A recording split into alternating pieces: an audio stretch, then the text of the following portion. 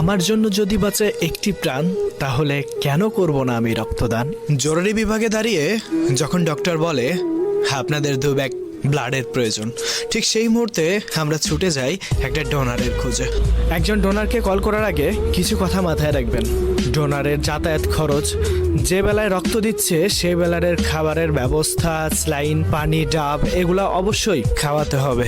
যে ব্যক্তি স্বেচ্ছায় করছে রক্তদান, আসলে তার মানসিকতা অনেক মহান।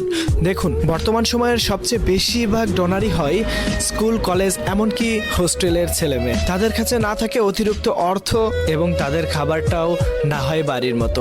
তাই ডোনারের যত্ন নিন, নিজে পাশে দাঁড়ান, অন্যকে পাশে দাঁড়ানোর অনুপ্রেরণা যোগান। অনেক সময় দেখা যায় পরদিন এক্সাম, তবুও তারা ব্লাড দেয়।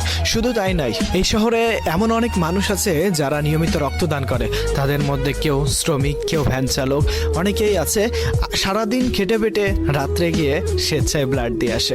দেখুন, আমার আপনার 1 ফোঁটা ব্লাড তৈরি করার ক্ষমতা নেই, তবুও মানুষ স্বেচ্ছায় তার শরীর থেকে প্রায় 500 মিলি রক্ত ডোনেট করে থাকে।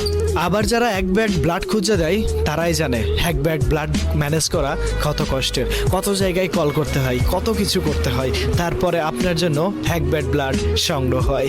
আপনি হসপিটাল থেকে ফোন দিবেন, এইদিকে সে কত মানুষের সাথে কন্ট্যাক্ট করছে যে এগুলা ম্যানেজ করে দেয়, শুধু তারাই জানে।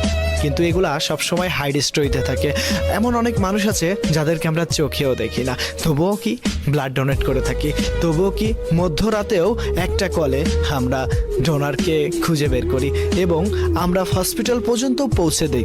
কি কোনো স্বার্থ নেই, তাই নিজে পাশে দাঁড়ান, অন্যকে অনুপ্রেরণা দিন।